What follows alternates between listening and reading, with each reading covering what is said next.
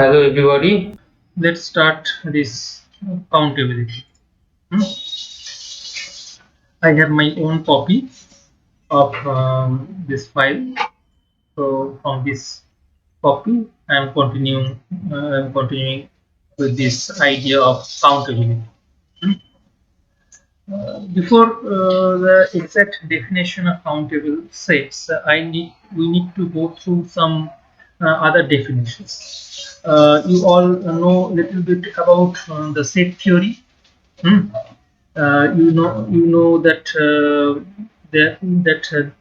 from if we have a relation from the set capital A to the set capital B, hmm, then this relation can be divided into three categories. One is called onto relation, hmm, onto relation. Another is called one-to-one relation or into relation, hmm, into relation or one-to-one relation, one-to-one relation. Hmm. And if a relation is both one-to-one and onto, in that case, that relations are called bijective relation. Right. So just a recall. Let me recall the definition of this one-to-one relation. Uh, Onto relation, then one-to-one relation, and this bijective relation. I'm just making a recollection of your old definitions. Hmm. These definitions actually should be introduced in college, school mathematics, but still I'm just going to recapitulate these definitions. So let us first recapitulate the definition of onto function or onto relation. Suppose we have a relation from A to the set B. Hmm? So this is suppose this is the set capital A and this is the set capital B. Hmm? For each element over here, for each element x in this set capital A, suppose this is the set capital A and this is the set capital B. Hmm? Now, for each element in the set X, we know that the corresponding image Y belongs to the set capital B, and if is the relation, if is the relation or function, whatever you call, then we write Y is equal to f of x. Hmm? Now we say number one that this function or relation is onto, hmm, or it is also called surjective relation.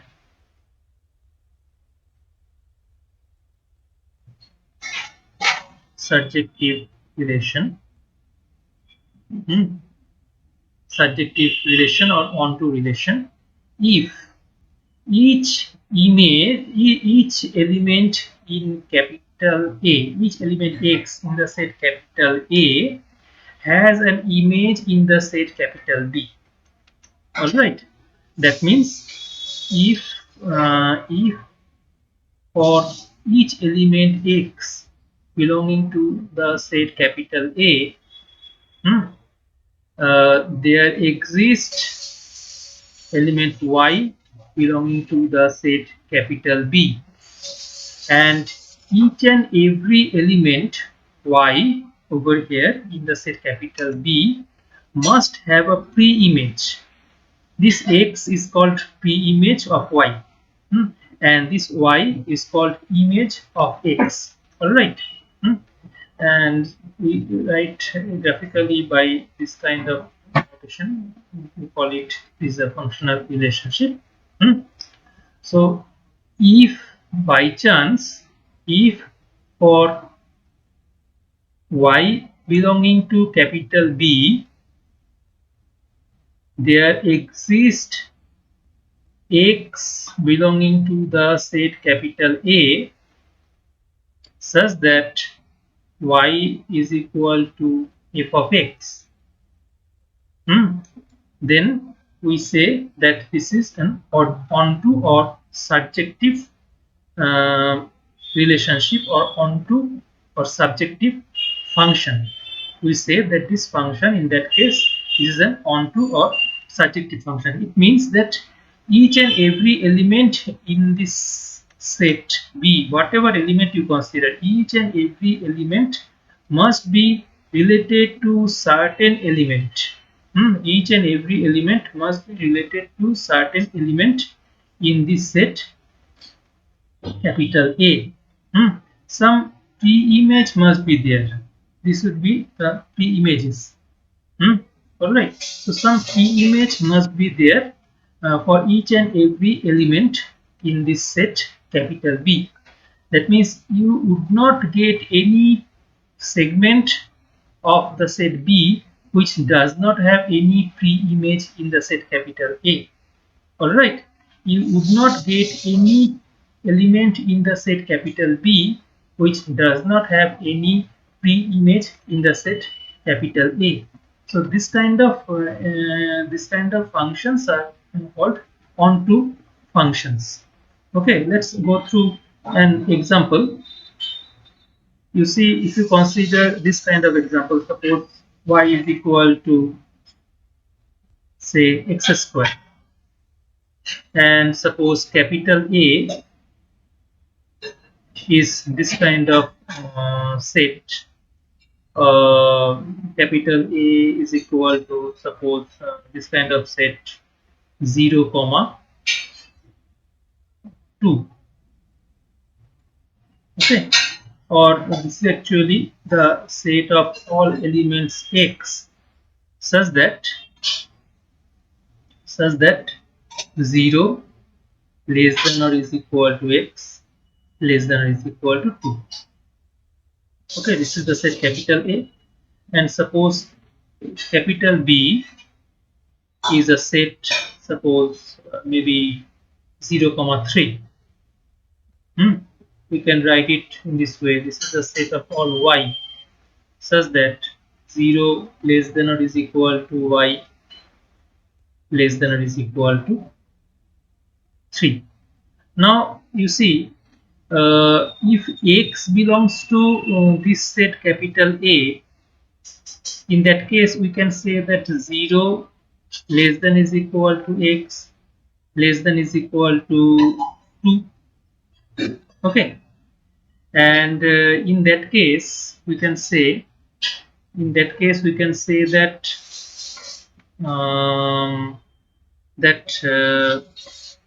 in case of this elements y, we can say that 0 less than is equal to y less than is equal to 4.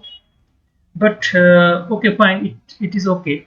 But if you restrict your function to this set B, we can say that whatever value you consider in between 0 and 3, each and every such element must have a pre-image. For example, if you consider y is equal to maybe 2.5, you can consider y is equal maybe is equal to 2.5. Then what would be x? You can write x is equal to root over of 2.5. Okay, and you can check that this value of x will lie in between 0 and 2. So you can say that this root over of 2.5 is actually an element in this set. So we can say that each and every element in B must have a pre-image in this set capital A. So this is an example of onto or surjective function. Okay, so this is an example of onto or surjective function. All right. Now let's try to discuss an example related to say one-to-one function or into function. Okay. So let's discuss an example of second category of example. Suppose uh, suppose this is, we call it one to one, one-to-one or injective function.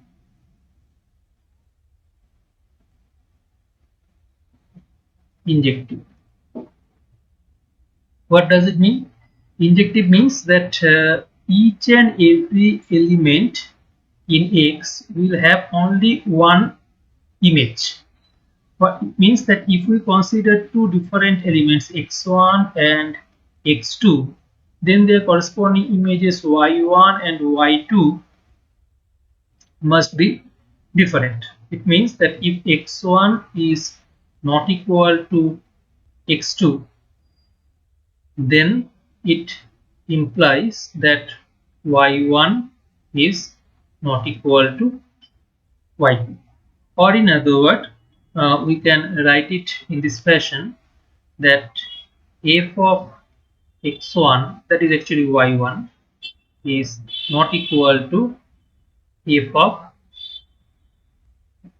x2. Okay, and you can again consider the same example over here. Say y is equal to x square, the set capital A is equal to the closed set 0 comma 2, and the set capital B is equal to set 0 comma 3. Now consider an element, consider two elements, say x1 and x2. If x1 is not equal to x2, then x1 square is not equal to x2 square, because it may so happen that x1 is equal to plus 2 and x2 is equal to minus 2, then x1 square maybe is equal to x2 square. But over here you see, as because capital A is an element which does, capital A is a set which does not contain any negative number. So capital A is a set which does not contain any negative numbers. Therefore, we can say that this x2 does not belong to the set capital A. So this kind of choice of x2 is not permissible over here. X2 is not negative. X2 is always positive. Okay, so this kind of choice is not permissible over here. If you choose any two elements from this set capital A, then you see x1 is a non-negative quantity and x2 is also a non-negative quantity. Therefore, if x1 and x2 are different, then their square, that this is also, these two quantities are also different, and this x1 square, that is actually our y1, and this x2 square is equal to y2. So we can say that x1, whenever we choose x1 not equal to x2, this implies that y1 is not equal to y2. Okay, so this is an example of one-to-one function or injective function. And if a function is both one-to-one and onto, then such functions are called bijective function. Okay, then such functions are called bijective function. Over here I have given an example, like this kind of example, y is equal to x square.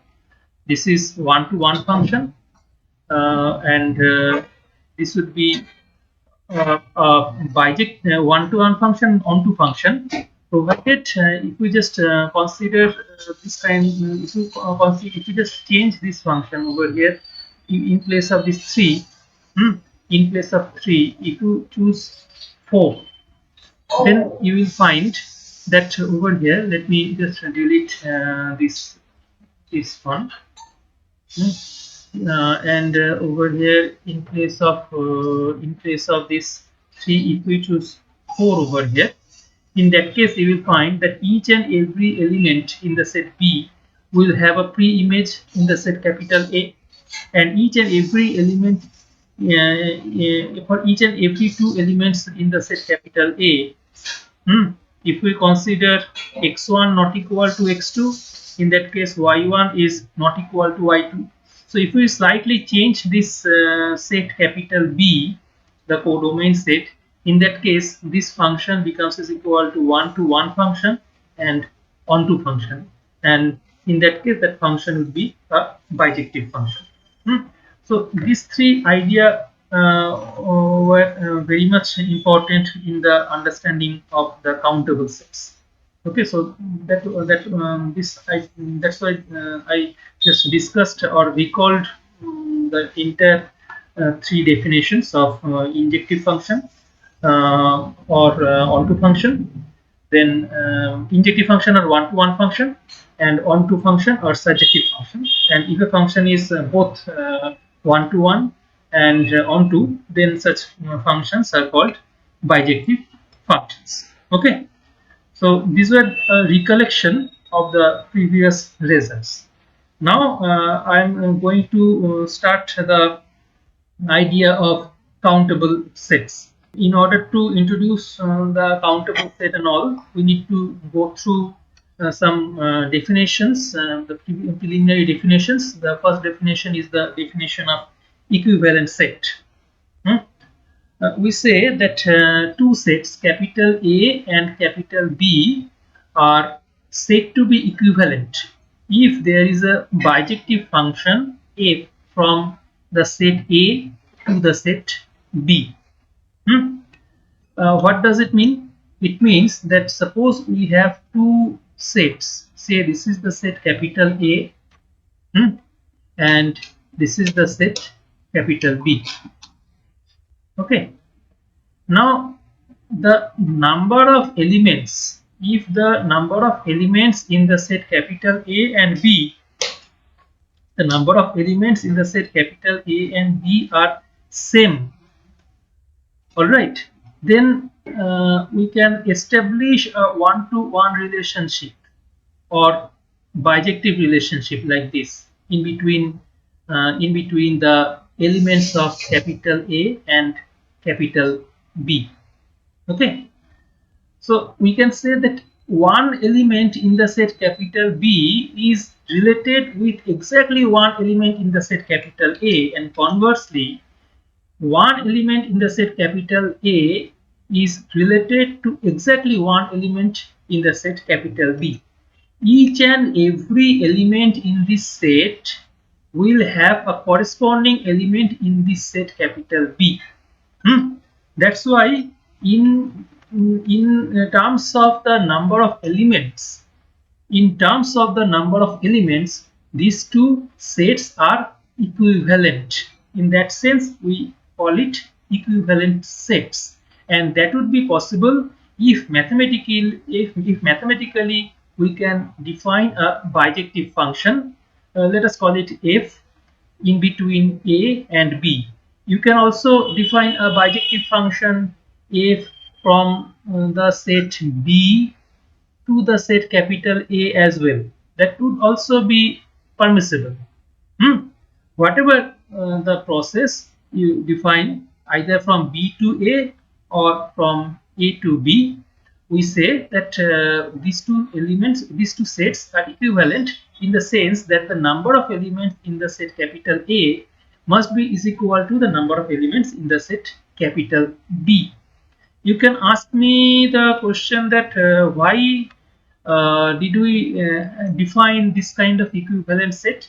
Because over here our target is to count the number of elements in a set, and in order to count the number of elements we are trying to firstly establish the equivalence between two sets, that if the number of elements in the set capital A becomes is equal to the number of elements in the set capital B, then we can easily establish a bijective function.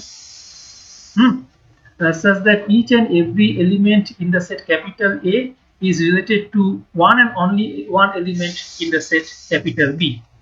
You can also say, sir, why are you just defining this idea of bijective, this idea of equivalent set through bijective function? You can simply say that if the number of elements in the set capital A becomes equal to the number of elements in the set capital B, then these two are equivalent sets. But the problem is that then how can we measure that the number of elements in the set capital A and the number of elements in the set capital B are equal? Because there are certain sets which are actually infinite sets. They contain infinite number of elements. So whenever we have infinite number of elements, we cannot say that the first set contains infinite number of elements and second set contains infinite number of elements. Therefore, both of these two are equivalent sets. Mathematically made that this infinity and this infinity both are equal. Because infinity does not have any qualitative measure.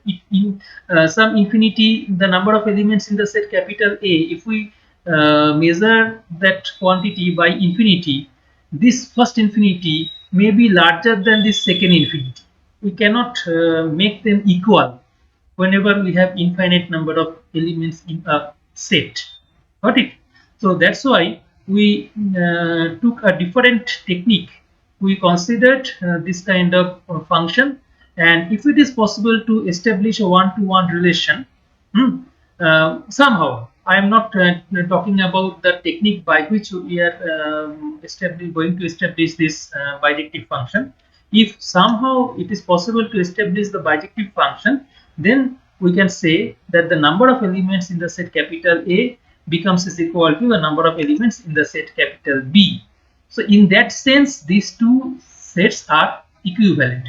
Although this is the equivalent symbol, but we are not going to use this symbol. Rather, we shall write that A tilde B. Okay, this is the tilde notation. This notation. A tilde B is tilde notation. Okay, so we say that A and B are equivalent whenever there is a bijective function in between A and B. For example, you see, if you consider this kind of set, say this kind of set 0, 2. All right, it has infinite number of elements. All the elements in between 0 and 2 are the elements of the set capital A. And what about the another set, suppose -2, 0? Then the number of elements in the set capital B would be equal to the number of elements in the set capital A. Fine, but you cannot directly count how many elements are there. There are infinite number of elements in the set capital A. Similarly, there are infinite number of elements in the set capital B. So you cannot count them. That's why we consider this kind of bijective function. And the advantage or disadvantage, whatever you call, that even if you consider this kind of function as well, this kind of set 0, 4, then this set has infinite number of elements and this set has infinite number of elements. It may appear that this is a larger set. So this set capital B has more elements than this set capital A, and over here, of course, this set capital A is actually a subset of the set capital B. Therefore, we expect that capital A has less number of elements and capital B has more number of elements, larger number of elements. But if we can establish a bijective function, you can check that y is equal to twice x. That would be a bijective function. For each element x belonging to the set capital A, the corresponding element y or twice x will be a member of the set capital B, and that's why we can say that A and B are two, although they look that B has a larger number of elements, but A and B will be equivalent sets. So this is very much mysterious whenever we have infinity. Whenever we have infinity, it appears that this set has larger number of elements relative to this subset capital A. But whenever we rigorously find their relationship, we find that there is a bijective function y is equal to twice x. So this kind of bijective function establishes that this set number 0, 2 and this set 0, 4, both of these two sets have same number of elements. You can ask me, sir, how is it possible? You just think of it. Suppose this is the real line. Say this is the element 0, this is 2, and this is suppose 4. And you take an elastic of 2 unit length. Okay, you take an elastic of 2 unit length. Now stretch it. If this elastic is stretched, then that elastic can be stretched up to 0 and 4. So number of molecules in this elastic before stretching and after stretching, they will never be changed. You can compare these molecules as the as an element in this set. Got it? So number of molecules in this elastic before stretching, this was the position in between 0 and 2. So you can consider it as the set 0, 2. And after stretching, you got this kind of extended set, say 0, 4. So number of elements remain same. It is just a matter of stretching, or mathematically we also call it scaling. The word scaling.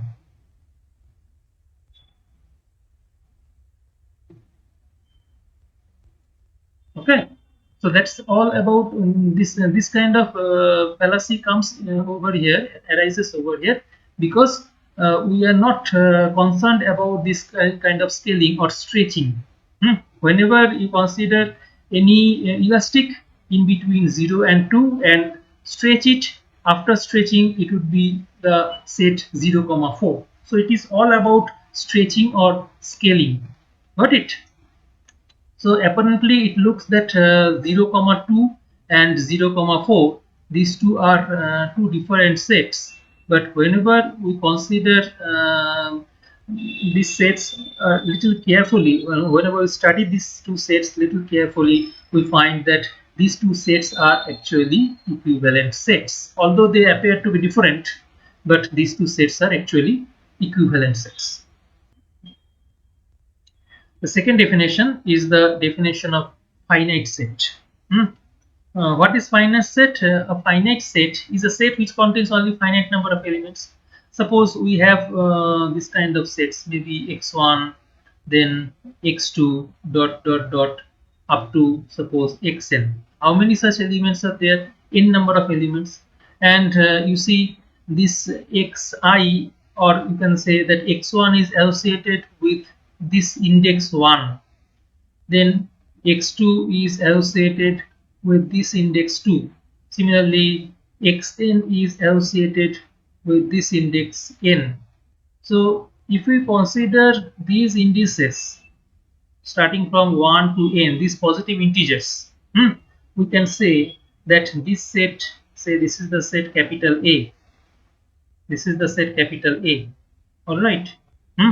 We can say that x1, x2, xn, this set is actually associated, or it has a bijective relationship or one-to-one relationship with this kind of finite set starting from 1 to dot dot dot up to the positive integer n. All right. So we say that this set is a finite set if this set is equivalent to this set, say let us call it capital B. And in that case we can say that this B is equivalent to A, or A is equivalent to B, or A is equivalent to this kind of finite set. So this is the definition of finite set. You see over here, although this idea appears to be very simple, but whenever we want to mathematically define them, we have to be very careful about its definition. The mathematical definition becomes a bit complicated. So you please be very careful that the simplest idea, if it requires to be expressed in terms of mathematics, we will have to follow all these mathematical tools that we consider. This kind of tools like bijective function. Again, we consider this kind of finite set in between 0 and n. So you have to be very careful about this kind of mathematical definition.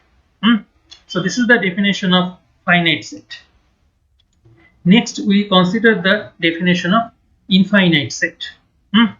If a set is not finite, then it is called an infinite set. That is a very obvious definition. Now, we consider the definition of enumerable set or denumerable set. Both are same, just two different names are there, two different nomenclature has been used. Somebody call it enumerable set, somebody call it denumerable set. What is this? If a set capital A is equivalent to the set of natural numbers capital N, then we say that this set capital A is an enumerable set or a denumerable set. And in such cases, you see, in such cases, we will be able to establish a bijective function from the set of natural numbers n to the set capital A. And if this is a bijective function, then we can say that for each element in this set capital A, there exists an element in this set capital N. For each element A belonging to the set capital A, there exists one and only one element, say small n, in this set of natural numbers capital N, such that f of n becomes is equal to A. So f of n becomes is equal to A. This f of n becomes is equal to A. You see over here I have written f within bracket n, and over here I have written f as a suffix of n. So whatever you call, either you write it in this kind of functional notation or you write it in this kind of suffix notation, it doesn't matter. And that's why just for the simplicity, we do not continue with this symbol f. Rather, we continue with this kind of symbol. A is actually dependent on n, so a suffix n. A is actually dependent on n. That's why we write it in this kind of suffix notation, a suffix n. Got it? So over here, this f of n will be represented as a suffix n, and in such cases we can say that the denumerable set or enumerable set capital A can be written in this kind of form, a1, a2, an. And what is this? This is nothing but the idea of sequence. Any set which is actually which can be represented in one-to-one correspondence with the set of natural numbers, that is actually nothing but a sequence. That is actually the definition of sequence. So although I don't know whether you have completed or you have started this chapter of sequence, but over here I have just given the idea of sequence. So a denumerable set or enumerable set will be represented in this fashion. That is actually a sequence. So each and every element in this set will have this kind of notation ak for certain integer k. Integer means positive integer belonging to the set of natural number capital N. Clear? So that is the idea of enumerable set or denumerable set. So if you consider the example of an enumerable set as an example, you can consider a set capital A capital A can be written as the set of all positive odd numbers, or positive even numbers, or negative odd numbers, or negative even numbers. These are the examples of enumerable set or denumerable set. And apart from that, you will get one more standard example, that set of rational numbers will also be an enumerable set. We shall prove these results later on in the subsequent lectures. We shall prove that set of rational number is an enumerable set. That is actually a standard theorem in this chapter. Set of rational numbers is an enumerable set. Clear? So enumerable set, remember that an enumerable set must contain infinite number of elements. It cannot be finite. An enumerable set must contain infinite number of elements. It cannot have finite number of elements. And we have one more definition, that is called the countable set, or at most countable set. We were talking about the countability, so this is the definition, the main definition you can say, that comes at the end of this lecture. That is the idea of countable sets, or we also say that at most countable set. Why at most countable set? Because we say that a set capital A is countable or at most countable if it is finite or enumerable. Alright, enumerable means also denumerable set. So if it is finite set or an enumerable set, then we say that the set is countable set. For example, if we consider this set capital A is equal to say 1, 5. Only two elements are there, 1 and 5. So this is a finite set. So this is a countable set. And there are other countable sets also which are not finite. For example, if you consider this set of rational numbers, there are infinite number of elements, there are infinite number of rational numbers. So this kind of sets are actually countable sets, but they are infinitely countable. These are finitely countable, and this kind of sets are called infinitely countable or countably infinite. Got it? So countable set, actually it has two part. One is finite and another is infinite. Infinite means it would be an innumerable set. Either it is a finite set or a countably infinite set or an innumerable set. Clear? So this is the idea of enumerable set or denumerable set. And you see, in case of if a set is not countable, then such sets are called uncountable sets. It can be proved that set of real numbers is an uncountable set. Set of complex numbers is also an uncountable set. So these are few preliminary definitions of related to countability that I covered over here.